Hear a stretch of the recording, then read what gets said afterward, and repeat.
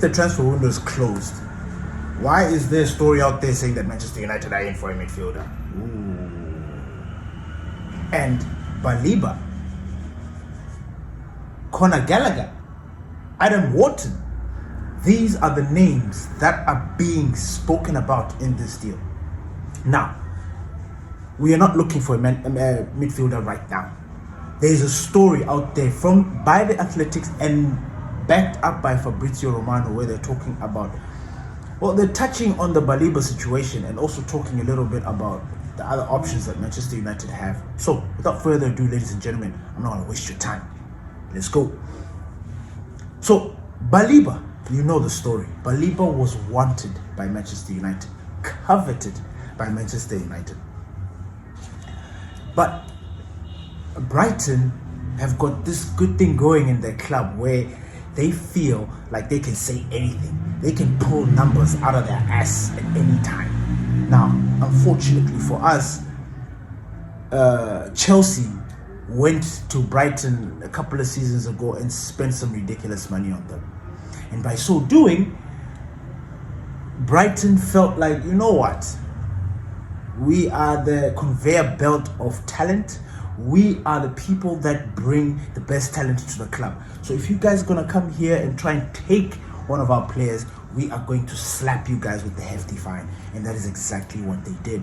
And they slapped Manchester United with the £150 million price tag. Now, at the time, Manchester United are thinking to themselves, whoa, can you relax? Relax, brotherly, relax. How can you slap this kind of money? So that went on and it stalled as we were looking for another an option B or plan B. But here's the very interesting part about that Baleba deal. According to the Athletic and Fabrizio Romano, apparently personal terms have already been set. And we did speak about this. I found it significant that they mentioned this again. Because in the last conversation that we had, not yesterday, but on this topic about Baleba or Adam Wharton or the midfield situation, we spoke about this. We said, look, at this time, it's going to be very, very tricky for us to get this player. And if we do, sorry, I lied. When we spoke about it at the time, we were like, look, this player wants to come to Manchester United, right? He was eyeing Manchester United. I mean, I'm assuming he wanted to have that reunion with Lenny Yoro because they were in Lille together. And then on top of that, you've got Brian Mbeumo. He's Cameroonian, he's got the family. He's got the family there at Manchester United. So I'm assuming he wanted to join. But Brighton had other ideas. Now, the fact that Manchester United and Baleba have come or have agreed personal terms, I mean, that is a very good thing. I will not lie. That is perfect because you want that in case, because this Baleba situation, for me personally, I thought once we were not able to get him at that moment, it became a race for who can spend the more money. Now, as you know, at Manchester United, we do not have those funds. Well, we appear not to, and then all of a sudden we just pull out money out of our asses. But if we're comparing ourselves to the Arsenals and the Man Cities and the Liverpools, the way they've been spending, we don't have money compared to them. So it makes sense that, and that's how we've been rolling. Like, you look at our signings, all these signings that we've had this season have been players that wanted to come to us. Manchester United is not doing this thing where they fight with players or do get out anymore in the transfer market. Maybe, I don't know, but it seems like they are trying to avoid that. So you tell the club, like, look, we want you. I want to come to Manchester United. I think that is the first step in Manchester United coming to pursue you or coming to get you. And that is what Baleba did. So I think, actually, I was worried. I didn't know that because, okay, when the Baleba thing died, I was like, are we still going to get this player? Because, I'm still worried because you never know. Liverpool can come in, or Man City can come in, or Real Madrid can come in, or Barcelona. Somebody big can come in and look for this player. And I just thought to myself, if we are not making any kind of arrangement with the player or speaking to the player, this player is going to go. So now this report has come out that no, Manchester United have agreed personal terms with Baleba, and they are hoping that they can ignite the same interest in 2026. Now, there is a story that Manchester United are still looking to bring in a midfield as soon as possible. When I say as soon as possible, I'm not talking about this now. I'm talking about January as soon as possible. Now, for that one, I will believe it when I see it.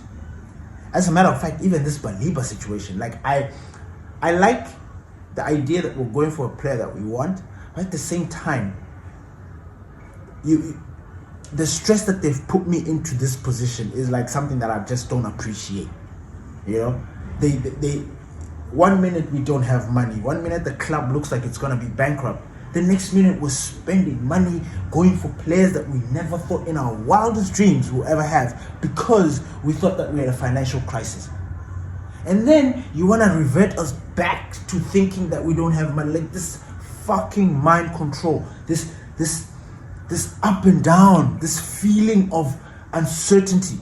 You know, some United fans can't even confidently back the team because they're just not sure about the team. You know, so it's strange. But this story gave me hope. I am taking it with a pinch of salt, you know, and I am taking it very cautious of what Manchester United do. But this is from the Athletic. You know, this is from Manchester Evening News. These stories are coming from Manchester United. So I cannot sit here and think to myself, oh, okay, is this their way of communicating? I guess they do this through articles and stuff, but fuck. And then there was a topic also about Conor Gallagher. Now, I've spoken to you guys, I've told you, Gallagher for me is a dream. And my journey with Gallagher is so beautiful because, you know, I didn't know Gallagher that, sorry, when Gallagher was playing for Crystal Palace at that time, I knew he was a Chelsea player, but I always felt like he didn't belong to Chelsea. I don't know if that makes any sense. I looked at him shine in other clubs, especially Crystal Palace. Crystal Palace is where he really shined, where I saw him really shine. And I was like, there's a player there. This guy just gets down to business. And if you look at the midfield profile of midfielder we are looking for right now, we're not looking for a midfielder to pass and do all the other stuff. We've got Bruno for that. We've got, you know, we are looking for somebody to be combative, to fight against those guys that cause unnecessary issues for us in the midfield. You know, a dog fighter, somebody who just takes it to the streets. You know what I'm saying? Yeah. You know, we wanted Ugarte to be the cleaner. Didn't. He started off nice, you know, he was the cleaner. Coming in there, dealing. He's faded. I don't trust him anymore. It's a very strange position that we are in, especially as fans. So Conor Gallagher, with this January situation or story, I don't know. There is a potential. I welcome Conor Gallagher with open arms. As a player, I think he's brilliant. Like, as an individual, he's that player. You know, we are looking for more players with that little bit of individualism, that people that can take the game by the balls. We're still trying to get more players like that inside. We already got Bruno, Buemo, Cunha, you know, Casemiro, you know, Ahmad sometimes, you know. We've got those players to do that. So, but we need more. You know, we need more. So, yeah, the Conor Gallagher situation is like, wow, you know, I like that. But then now there's another midfielder that's in the mix. Adam Wharton. Yes, the next great number 6 of all, like, bruh. And remember, Real Madrid are in dire need for a number 6. Number 6, they're looking for a number 6, a pure number 6, and Adam Wharton is that pure number 6, left-footed pure number 6. Adam Wharton is special, period. Why we didn't move mountains to get this player, I do not know. I will never understand. When you look, and the funny thing is, I don't understand why we're linked to both him and Baleba. Because when you look at the profile of each player, they're completely different. Completely. So it's all about what you want the player for. Personally, when you look at the way we've been playing, the way we want to do things, because in our midfield too, we want one combative and one creative, one defensive, one more attacking, one that is more calm and the one that is, and I look at Baleba and I look at Adam Wharton. Wharton to me is a pure 6, and Baleba to me is more of a box to box. He can do a job, he can do that stuff, but it's all about preference, So I don't know. But Real Madrid are looking for this guy. They are trying to bolster their midfield. The midfield is a little bit unbalanced. If they get this boy, if Real Madrid get this boy, that is a step in the right direction for Real Madrid. Trust and believe that they're moving in the right direction, because that guy is top. He's going to come and complement all of them. You'll see Ada Güler, you'll see Chouamini shine, you'll see Fede Valverde shine. You will see them shine. You will see them shine, because that guy is the guy that actually does the job. He keeps that, he holds that line. He keeps it together. So yeah, it's going to be very interesting to see how Manchester United go about this. So yeah, but yes, Manchester United are in for these midfielders. Baleba, Adam Wharton, Conor Gallagher. One of these guys, one should just come.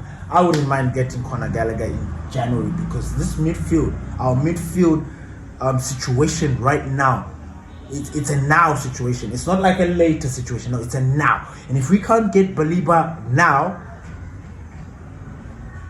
it's expensive. The only time we're going to get this guy is in the summer next season. Do you understand?